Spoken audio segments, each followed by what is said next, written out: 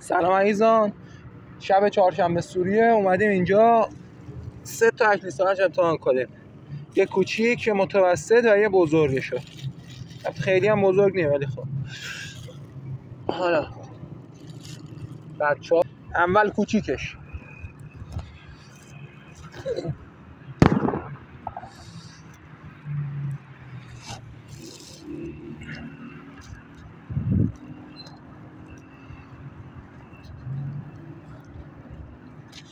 حالا متوسط